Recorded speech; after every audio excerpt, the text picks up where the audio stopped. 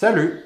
Bienvenue aujourd'hui pour une sorte de top 5, il paraît qu'il faut faire ça sur YouTube, de petits bricolages de menuisier que j'aime bien et qui sont quasiment gratuits et très utiles, vous verrez. Allez, en avant!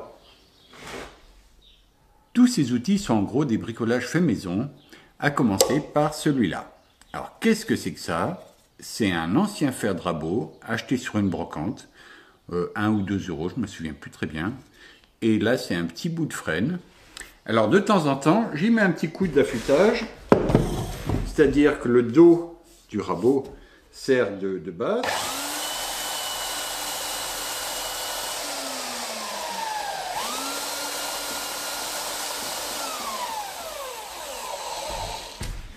Voilà. Et on obtient assez rapidement, là c'est du grain 120, on obtient assez rapidement un tranchant qui ne l'est pas trop.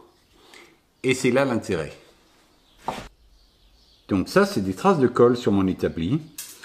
Et là, avec mon petit appareil, il y a un petit jour qu'on devine sous la lame, qui fait que le fer ne va pas plonger dans mon établi.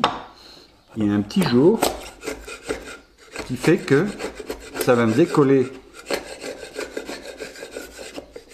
Ça va me décoller la colle sans pénétrer dans le bois ou sans trop pénétrer dans le bois. Voilà, donc c'est un petit outil tout à fait simple et vraiment essentiel, vraiment génial. J'ai rien inventé, hein. C'est une copie, c'est facile à faire et ça rend des services. Juste, il faut faire attention à ce que le fer ne plonge pas dans le... qu'il y ait un tout petit peu de jour là, de façon à ce que le fer ne plonge pas dans le bois. Voilà pour le numéro 1. Le numéro 2, vous l'avez devant les yeux. C'est-à-dire que c'est mes vieilles bandes de ponceuse que je mets sur un bout de bois qui est découpé à dimension. Donc, quand j'ai une vieille bande, je la mets sur cette cale en bois. Ça rentre un petit peu juste, mais ça rentre. Et là, on a une surface de ponçage plate et plane. C'est-à-dire que pour un désaffleur ou quelque chose, c'est vraiment super bien. Quand on a une cale à poncer, là j'y mets des vieux bouts. Alors c'est de la mousse souple. Ça sert à poncer, mais les désaffleurs, ça les enlève pas bien. Là, avec cette grande surface plate, les désaffleurs, ça fait presque un effet de rabot. Le rabot du pauvre en gros. Et ça marche super bien.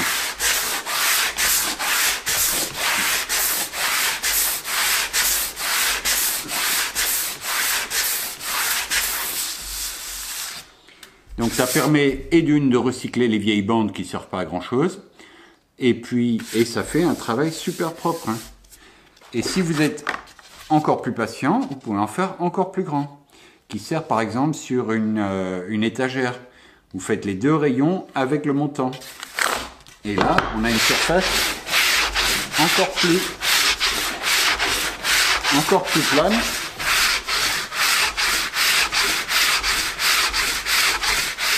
Alors, faut pas être pressé, mais ça marche super bien.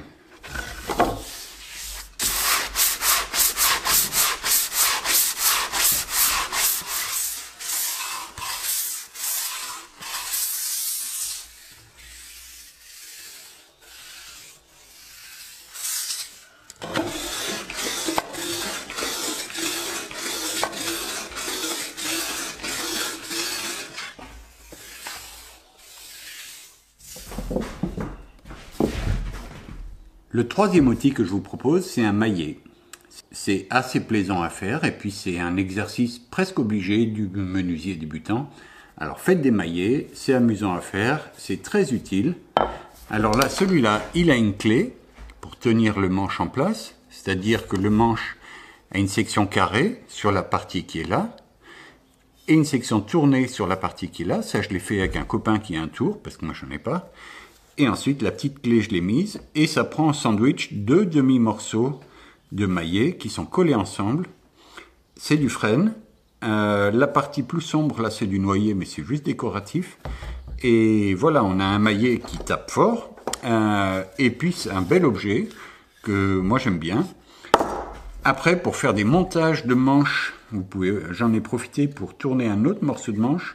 Et là, qui est avec un petit maillet conique portugais. Alors c'est un maillet de maçon, ça, pour la taille de pierre. Et il est assez gros, il m'en faudrait un, mais plus petit. Et donc, du coup, j'ai taillé un petit manche. C'est juste un assemblage de chute et un peu de tour à bois derrière.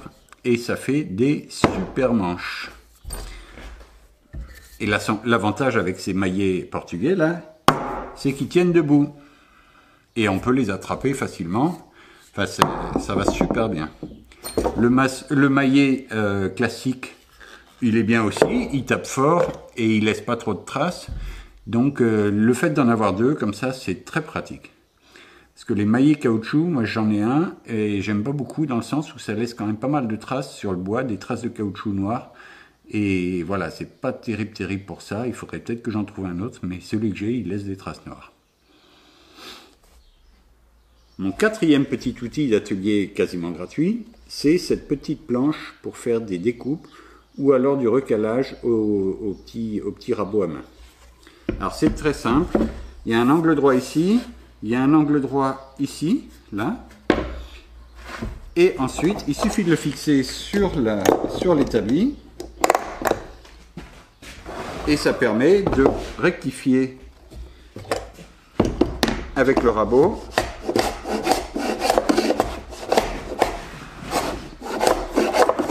J'étais un peu gourmand sur ce coup.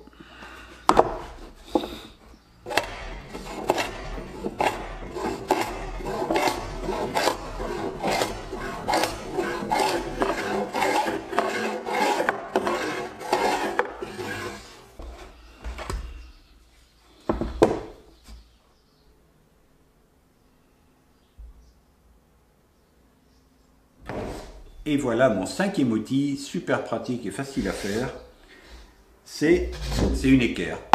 C'est une équerre qui va me servir par exemple sur un chantier pour la pose d'un escalier, pour la prise de cote pour faire une cuisine et tout ça.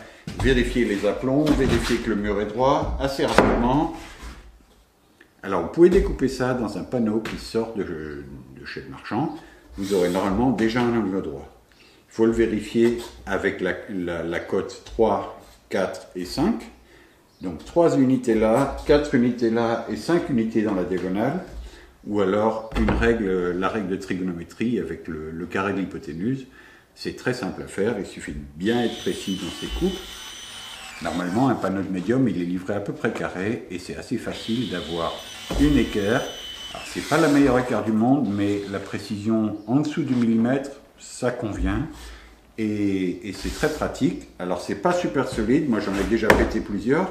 Je viens de refaire celle-ci et ça va me servir pendant quelques temps jusqu'à ce qu'elle pète et puis ça partira au feu et j'en ferai une autre. C'est un bricolage facile qui coûte quasiment rien parce que vous prenez juste une petite bordure sur un panneau. Il n'y a pas besoin du panneau entier, tout le reste du panneau je l'ai bien gardé et ça rend beaucoup de service. Alors j'en ai profité sur celle-ci pour mettre une traverse comme ça pour le renfort et en même temps je me suis arrangé pour que cette traverse soit à 45 degrés. Donc ça me permet de tracer à 45 degrés éventuellement. Si je veux faire des traçages à 45 degrés, je l'ai ici. Vous voyez? Et le 90 degrés, il suffit de le tenir là et on a un 90 degrés ici. Voilà. J'espère que ce petit film t'aura plu.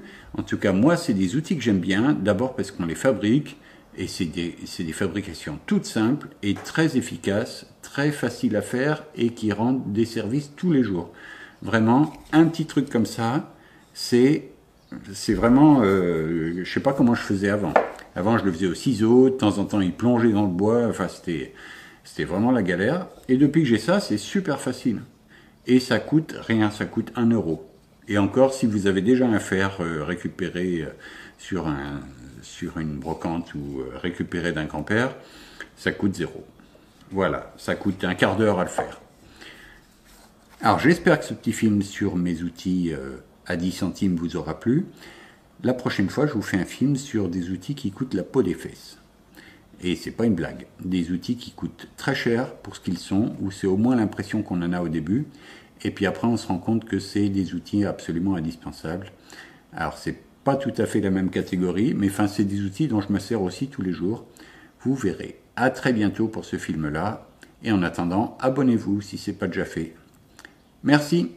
Allez, ciao!